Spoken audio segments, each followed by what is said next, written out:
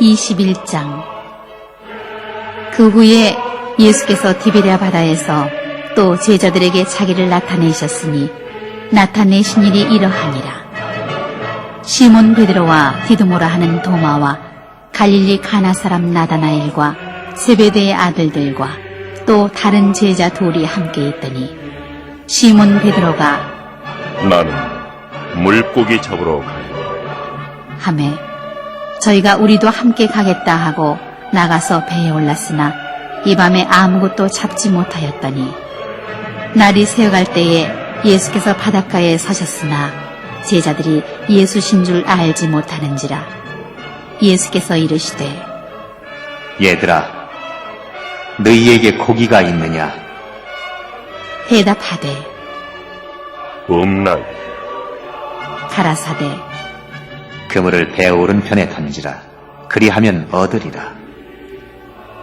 하신대 이에 던졌더니 고기가 많아 그물을 들 수 없더라. 예수의 사랑하시는 그 제자가 베드로에게 이르되 주시라 하니 시몬 베드로가 벗고 있다가 주라 하는 말을 듣고 겉옷을 두른 후에 바다로 뛰어내리더라. 다른 제자들은 육지에서 산 거가 불과 한 50간쯤 되므로 작은 배를 타고 고기 든 그물을 끌고 와서 육지에 올라보니 숯불이 있는데 그 위에 생선이 놓였고 떡도 있더라. 예수께서 가라사대 지금 잡은 생선을 좀 가져오라. 하신대 시몬 베드로가 올라가서 그물을 육지에 끌어올리니 가득히 찬 큰 고기가 153마리라. 이같이 많으나 그물이 찢어지지 아니하였더라. 예수께서 가라사대 와서 조반을 먹으라. 하시니 제자들이 주신 줄 아는 고로 당신이 누구냐 감히 묻는 자가 없더라. 예수께서 가셔서 떡을 가져다가 저희에게 주시고 생선도 그와 같이 하시니라. 이것은 예수께서 죽은 자 가운데서 살아나신 후에 세 번째로 제자들에게 나타나신 것이라.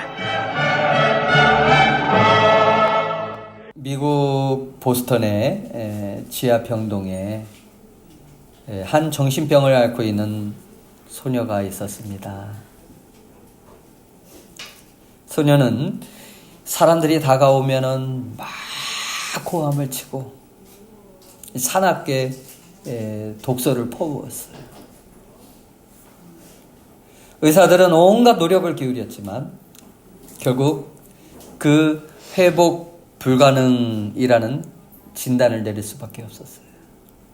사람의 손으로 감당할 수 없는, 손쓸 수 없는 그러한 지경에 이르렀죠. 그래서 부모도 아이를 포기해버리고 면회조차 가지를 않아요. 그 누구도 소녀에게 관심을 보이지 않았습니다. 그런데 회복 불가능이라고 진단을 받고 아이가 자신을 바꾸고 세상을 바꾸는 그 위대한 생애를 살 수 있게 돼요. 이 아이에게 무슨 일이 있었던 것일까요? 이 소녀는 예수님을 만났기 때문입니다. 한 간호사가 소녀에게 예수님을 전하기 시작했습니다. 부모가 포기한 아이였지만 간호사는 6개월 동안 끊임없이 그 아이에게 사랑을 쏟아부었어요. 그러자 소녀의 마음이 변하기 시작했습니다. 마음속에 어둠이 걷히고 서서히 세상을 향해서 문을 열기 시작한 거예요. 그리고 마침내 정신질환마저 완전히 치료를 받게 됩니다. 마음의 빛을 찾은 소녀는 자신과 같은 정신질환으로 그런 고통당하는 그런 사람들을 위해서 헌신하겠다라는 그런 결심을 하게 돼요. 이 소녀가 바로 그 유명한 헬렌 켈러를 세상의 빛으로 이끈 앤 설리반 선생입니다. 이 만남은 각자의 삶에 큰 영향을 끼쳐요. 내가 어떤 사람을 만나느냐에 따라서 좋은 사람도 될 수 있고 그렇지 못한 사람도 될 수 있어요. 부활하신 예수님을 만난 제자들은 오늘 성경에 보니까 디베랴 바다에 모였습니다. 이 디베랴 바다는 어디냐면 갈릴리 바다의 별칭이에요. 지도에 보이시죠? 맨 위에 저기 갈릴리 바다라고 보이실 거예요. 이스라엘 지도예요. 이 밑에는 사해. 이 갈릴리는 제자들이 예수님을 처음 만나 부르심을 받았던 곳이에요. 또 오병이어의 기적이 있었던 곳이에요. 이곳에 제자들이 모인 것은 지금 예수님과 갈릴리에서 다시 만나기로 약속을 한 거예요. 약속을 했기 때문에. 마태복음 28장 10절에 보니까 같이 한번 보시겠습니다. 시작. 이에 예수께서 이르시되 무서워하지 말라. 가서 내 형제들에게 갈릴리로 가라 하라. 거기서 나를 보리라 하시니라. 왜 제자들은 디베랴로 불렀을까요? 그리고 14절을 보면은 부활하신 예수님은 오늘 3번씩이나 제자들에게 나타났음을 말씀하고 있어요. 지금 여기가 3번째 나타나는 거예요. 이미 예수님의 부활을 확인한 제자들에게 디베랴에서 다시 부활의 주님을 거듭 만나려고 하는 것을 보면은 뭔가 다른 의도가 있음을 알 수가 있습니다. 제자들은 모처럼 고향에 오니까 자신들이 열심히 땀 흘리며 고기를 잡던 생각이 났어요.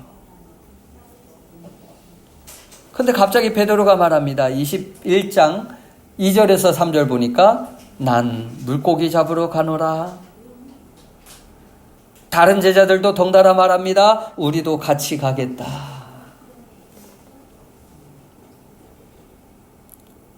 제자들은 부활하신 주님을 만나기 위해서 기다리고 있다가 왜 갑자기 물고기를 잡으러 가겠다고 말하는 것일까? 베드로가 물고기를 잡으러 간 그 근본적인 이유는 갈등 때문에 그래요. 내적인 갈등.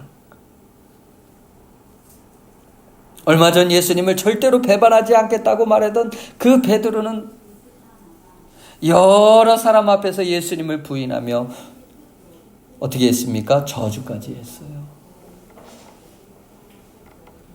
베드로는 십자가에 돌아가신 그 주님이 다시 살아나신 것이 기쁨이었지만 한편으로는 자신의 초라한 모습 때문에 주님을 어떻게 봐야 할까? 주님을 뵀을 때 뭐라고 말해야 할까? 혹 책망하지는 않을까? 갈등하고 있는 거예요.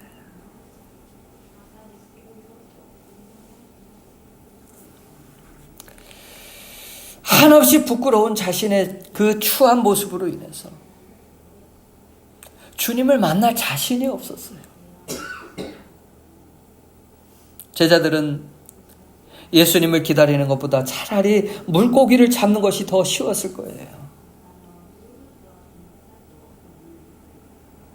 그리고 밤이 맞도록 수고해서 그물을 던졌지만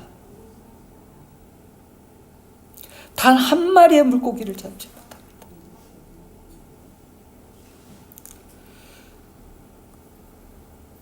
허탈해하고 있는 그 제자들에게 마침 누군가 바닷가에서 부릅니다. 5절 보니까 얘들아 너에게 고기가 있느냐? 그런데 누군가가 제자들에게 얘들아 라고 부르시는 그 호칭을 한번 보세요. 얘들아. 제가 여러분에게 얘들아 하면 어떻게 좀 이상하지 않나요? 예. 이것은 어린아이를 부를 때 쓰는 단어인데 이미 성인이 된 제자들을 부르기에는 적합하지 않은 단어입니다. 일본의 말로는, 일본의 성경에는 고도모다치요라고 이렇게 제대로 표현이 되어 있어요. 사실 제자들을 부르고 있는 분이 누구였냐면 예수님이셨습니다. 근데 예수님이 나의 사랑하는 제자들아 라고 이렇게 부르시는 것이 아니라 얘들아.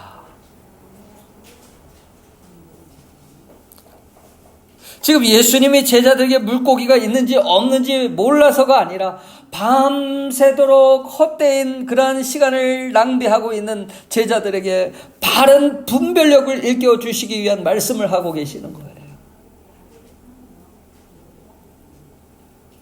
즉 제자들이 디베레에 지금 온 것은 누구를 만나러 온 거예요?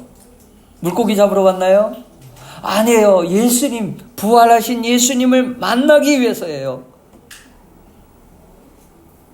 그런데 예수님을 만날 생각을 하지 않고 밤새도록 헛된 수고만 하고 있는 그 제자들의 모습은 마치 어린아이, 즉 철 없는 아이의 모습과 같았던 거예요.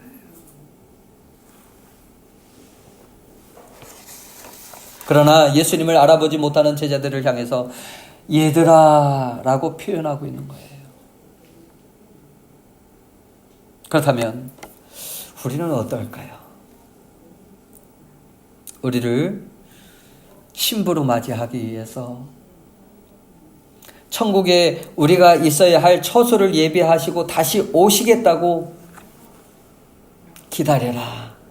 너희는 열매 맺는 삶을 살아라. 정신을 차리고 근신해라. 주님이 말씀하시고 부탁하셨어요. 우리도 주님을 만날 것을 기대하며 예비하는 자들이 되기를 원하시는데 그럼에도 예수님 다시 오신다는 것은 생각하지 않고 다른 일들 때문에 헛되이 수고만 하고 있다면 어쩌면 우리도 예수님 앞에 철없는 그런 어린 아이와 같은 모습일지 모르겠습니다. 이 철없다는 것은 주님이 의도하는 것을 잘 모르는 것을 말해요. 잘 생각지 않는 것을 말해요. 우선순위가 뒤바뀐 생활 속에 살아가는 그 성도들에게 주님은 오늘도 이렇게 말씀하십니다. 5절을 간단하게 해석하면 얘들아 너희가 정말 귀한 것을 얻었느냐? 너희들이 밤새워 수고한 그 대가로 얻은 것이 무엇이냐?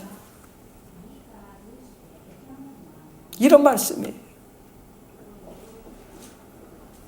여러분 잠 못 자면서 수고한 것들이 많지만 정말 여러분 손에 귀한 것을 얻었습니까?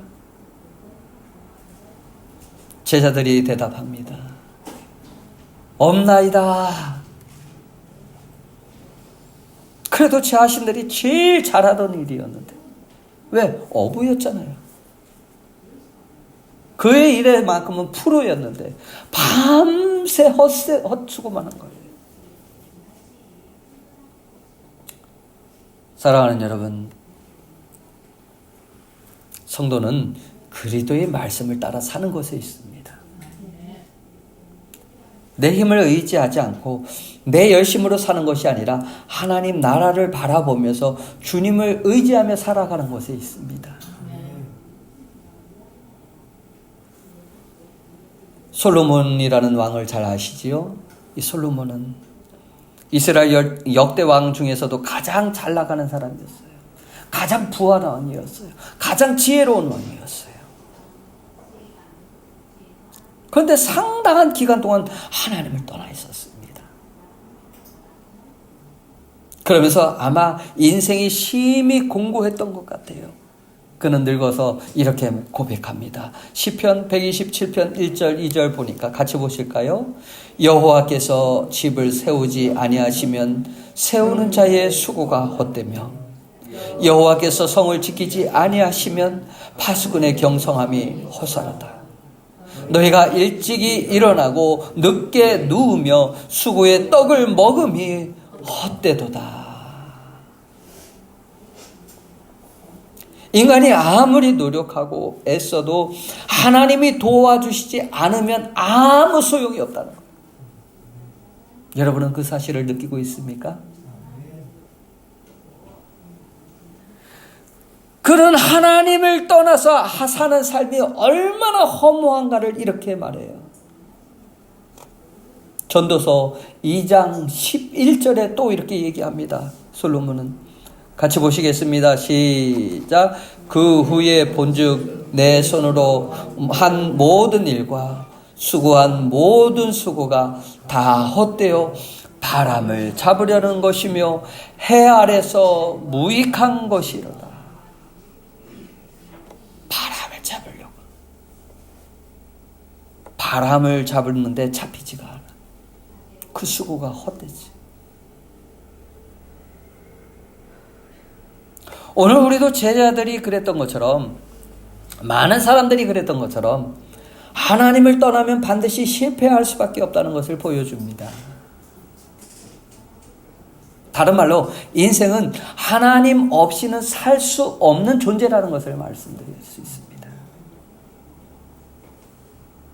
부디 이런 사실을 명심하시고 결코 하나님을 멀리하는 일이 없으시기를 바랍니다. 그때 바닷가의 제자들의 모습을 지켜보던 주님께서 말씀합니다. 6절 상반절에 그물을 배 오른편에 던지라. 그리하면 얻으리라. 예수님은 그물을 배 오른편에 던져보라고 하시는 거예요. 밤새도록 그물을 던졌다면 여기 저기 물고기가 있을 만한 곳을 모두 이렇게 그물을 던져보았을 거예요. 그러나 6절 하반절에 보니까 이에 던졌더니 고기가 많아 그물을 들 수 없더라. 제자들은 깜짝 놀랐습니다. 이게 쉽게 그물을 끌어올릴 수가 없었어요. 얼마나 물고기가 많이 잡혔는지 성경은 그 숫자까지 정확하게 기록하고 있습니다. 153마리. 한국에서 모나미 하면 153 하면은 유명하잖아요. 그렇게 해서 성공했다고 하는 일화가 있어요. 예수님이 계시지 않을 때 실패하였던 모습과 전혀 다른 결과였습니다. 제자들이 그물을 끌어올리느라 정신이 없을 때 요한이 베드로에게 말합니다. 7절에 보니까 주님이시다. 주님이시다. 요한이 보니까 3년 전에 예수를 처음 만났을 때 일이 생각이 났어요. 그때도 주를 처음 만난 것도 이곳 바로 디베랴 바닷가였습니다. 누가복음 5장에 그날에 베드로는 열심히 그물을 내렸는데 아무것도 잡힌 것이 없었습니다. 손에 쥔 것이 없었어요. 빈 그물을 손질하고 있는 그 베드로에게 예수님이 말씀합니다. 깊은 데로 가서 그물을 던져라. 그때 베드로의 말이 밤이 맞도록 수고를 하였으되 얻은 것이 없지만 말씀에 의지하여 그물을 내리겠나이다. 그랬더니 엄청난 고기를 잡을 수 있었잖아요. 그런데 그때와 너무나 비슷한 일이 벌어진 거예요. 예수님이 아니고서는 결코 이런 일이 일어날 수 없다는 것을 요한은 분명하게 알았습니다. 베드로는 주님이시다 라는 그 요한의 말을 듣는 순간에 황급히 옷을 입은 후에 급히 물속으로 뛰어내려서 예수님께로 수영을 해서 오는 거예요. 성경에 보니까 일본어 성경에는 약 100m 거리를. 대단해요. 그래도 주님 앞에 겉옷을 두르고 존경하는 마음으로 나아가고 싶었습니다. 그리고 예수님을 만나기 전에 갈등도 컸지만은 예수를 만나고자 하는 그런 간절함도 컸다는 것을 알 수가 있어요. 다른 제자들은 작은 배를 타고 고기를 든 그물을 끌고 오는데 이 베드로만큼은 참 성격이 급했어요. 예수님은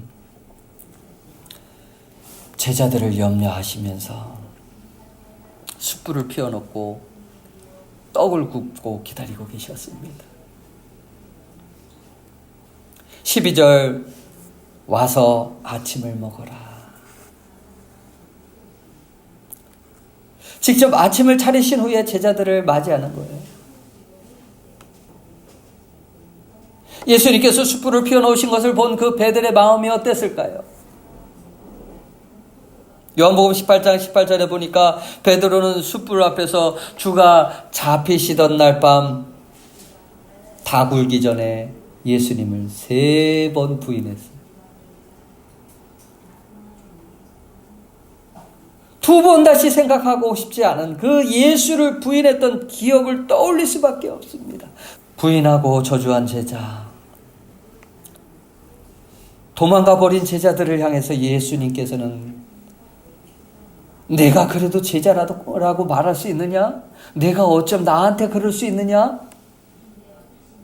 이렇게 분노와 꾸지람을 하시는 것이 아니라 제자들을 위로하기 위해 예수님은 손수 아침상을 차려놓고 제자들에게 나눠주고 계시는 거예요. 그렇습니다. 부활하신 주님은 우리가 지치고 고나여 주저앉아 있을 때 우리를 찾아오십니다. 여러분과 함께 하세요. 힘들고 공고하여 포기하려고 할 때 찾아오십니다. 그리고 격려해 주십니다. 따뜻한 손길로 어루만져 주십니다. 찬양 중에 이런 찬양이 있습니다. 우리 함께 같이 한번 불러보시겠습니다. 하늘 너에게 주노라. 세상이 줄 수 없는 세상이 알 수도 없는 평안, 평안, 평안, 평안을 내게 주노라.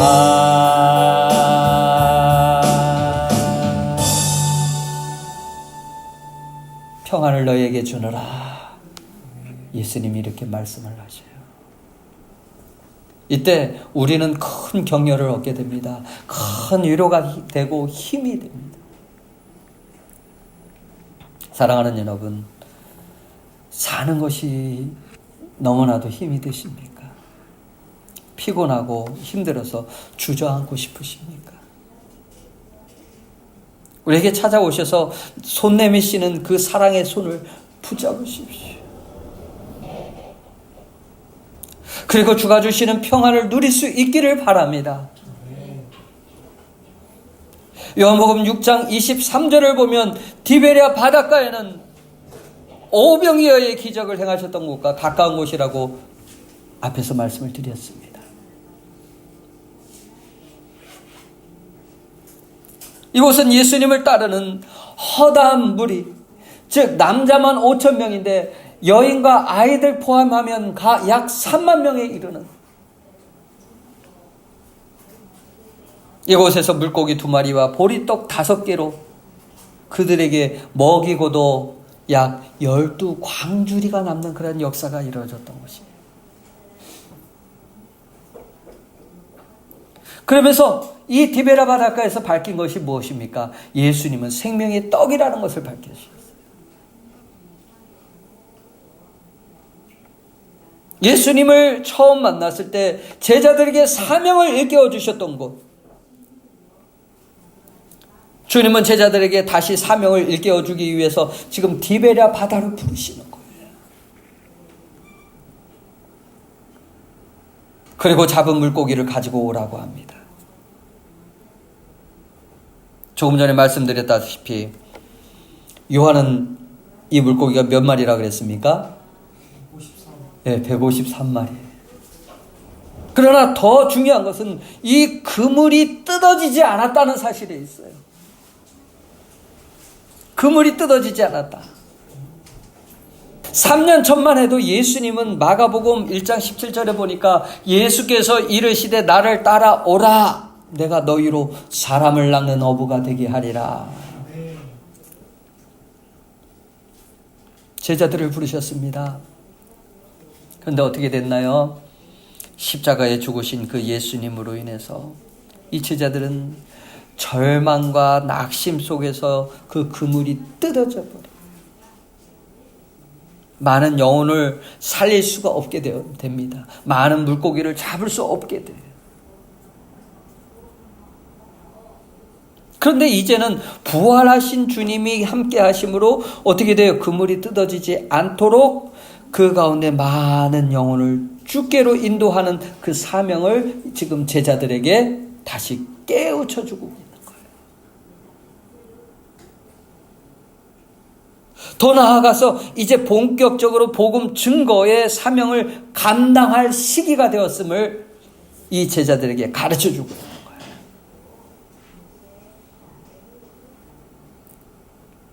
지금도 부활하신 예수님은 이곳 디베랴 바닷가에서 저와 여러분을 만나기를 원하셔요.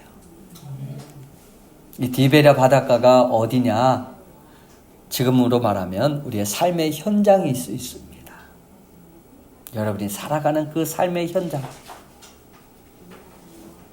자신의 삶을 계획하고 소망하지만 뜻대로 이루어지지 않는 그 힘든 현실 때문에 고민하고 괴로워하는 곳이 바로 어디냐? 디베랴 바닷가입니다. 수고하며 심었지만 좋은 열매를 거둘 수 없는 곳이 어디냐? 바로 디베랴 바닷가예요. 인생의 허무함을 느끼면서 살아가고 있는 곳, 그것이 어디냐? 바로 디베랴 바닷가의 삶이기도 합니다. 그러나 실패한 자들을 잊지 않고 친히 찾아와서 위로해 주는 곳이 어디냐? 바로 이 디베랴 바닷가예요. 자신의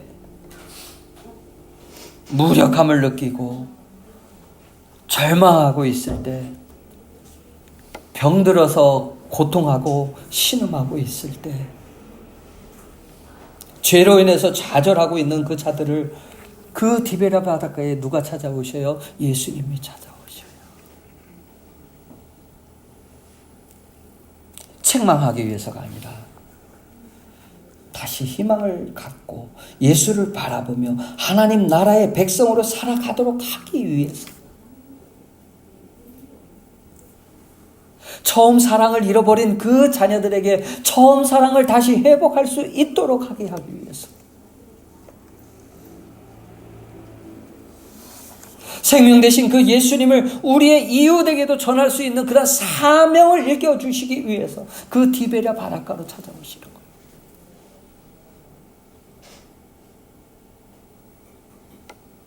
그러므로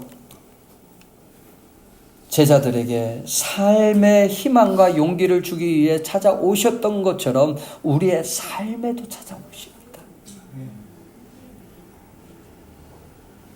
오늘 우리는 실수로 인해서 연약해서 주님을 어떻게 봐야 할지 갈등할 수도 있습니다. 고민할 수도 있습니다. 내가 계속해서 신앙생활을 해야 될까?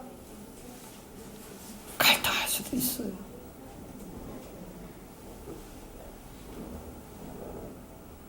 여러분은 그런 갈등 가운데 있어 본 적이 있으십니까? 부끄러운 자신의 추한 그런 모습을 보면서 주님을 만날 자신이 없어서 갈등 가운데 있어 본 적이 있으십니까? 저도 있습니다. 청년 때 정확하게 말하면 신학대학 졸업하고 나서 전도사로 사역 시작할 때 하나님 앞에 반복해서 죄를 짓고 있는 그 자신의 부끄러운 모습을 보면서 안 바뀌어지더라고요. 무작정 그 논이 잔뜩 있는 그 가운데로 차를 몰고 그냥 갔어요. 그리고 거기 차에 앉아서 한참 동안 생각을 했습니다. 나는 왜 이럴까 하면서. 그런데 날이 이제 어두워지니까 돌아가려고 하는데 자동차가 이미 그 수렁에 빠져 있더라고요. 나올 수 없는 상태. 제 힘으로 도저히 할 수 없는 상태였어요. 그런데 그 모습이 바로 저의 모습이었어요. 결국 잘 알고 있는 분에게 전화를 걸어가지고 어떻게 했느냐, 도움을 요청한 적이 있어요. 긴 밧줄로 해가지고 차로 땡겨서 겨우 나온 적이 있습니다. 여러분, 이 디베레의 바다에 우리가 계획하고 또 소망하는 것을 내려놓고 우리에게 찾아오신 예수님 앞에 나오실 수 있기를 바랍니다. 아, 주님이시다 라고 들었을 때 혹은 보았을 때 주님 앞으로 달려나오는 것을 망설이지 마시고 적극적인 신앙을 여러분도 가질 수 있기를 바랍니다. 죄악으로 낙심하며 쓰러져 있는 그 연약한 나에게 다시 찾아오시는 주님,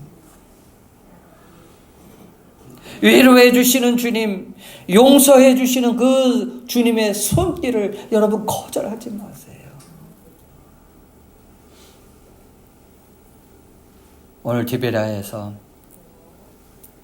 제자들에게 함께 하셨던 그 위로의 주님이 우리에게도 위로와 평안을 주실 줄 믿습니다. 아멘. 부활하신 주님은 저와 여러분의 아픔을 치료하시는 분이에요. 우리의 사정과 형편을 너무나도 잘 아시는 분입니다. 그러므로 우리의 삶의 현장에서 예수님께 나아가는 자마다 오늘 본문과 같이 위로를 받을 것이에요. 그리고 문제는 해결됩니다. 그리고 사명을 얻게 돼요. 내가 어떻게 살아야 될지 알게 돼요. 예수님은 지금도 삶에 지친 많은 사람들을 위해서 삶의 현장에서 만나기를 원하십니다. 치료해 주시며 교제하기를 원하셔요. 나를 찾아오셔서 함께 하시기를 원하셔요. 다시 부활하신 주님께 우리의 모든 문제를 아뢰실 수 있기를 바랍니다. 그리고 주님을 만나 다시 첫사랑이 회복되어지고 이제 우리의 삶의 현장에서 우리를 통해서 그리스도의 영광을 위해서 살아갈 수 있기를 바랍니다.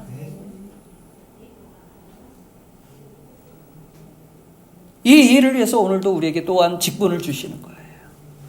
오늘 직분을 받는 분이 두 분 계시는데 우리에게 사명을 주시기 위해서, 우리가 대단해서가 아니라 충성되이 여기고 앞으로 잘 감당할 것이라 믿으면서 우리에게 주시는 거예요. 맡기시는 거예요. 이것이 예수님께서 우리를 찾아오신 이유입니다. 성경은 말씀합니다. 갈라디아서 2장 20절 같이 보시겠습니다. 시작. 이제 내가 육체 가운데 사는 것은 나를 사랑하사 나를 위해 자기 자신을 버리신 하나님의 아들을 믿는 믿음 안에서 사는 것이라. 사랑하는 여러분, 우리의 삶의 현장에 찾아오신 예수 그리스도를 여러분도 만날 수 있기를 바랍니다. 저와 여러분의 삶 속에 부활하신 예수님과 영원토록 함께 할 수 있는 그런 복된 삶이 넘치시기를 예수님의 이름으로 축원합니다. 아멘. 우리 함께 같이 기도하시겠습니다. 기도하실 때 주여 우리가 살아계신 주님과 함께 동행하기를 원합니다. 그 살아계신 하나님 때문에 우리가 위로를 받고 용서를 받고 다시금 사명감을 일깨워 주셔서 아버지 하나님 우리에게 주신 사명을 감당할 수 있도록 역사하여 주시옵소서. 우리 함께 같이 기도하시겠습니다. 하나님 아버지 감사드립니다. 우리를 하나님의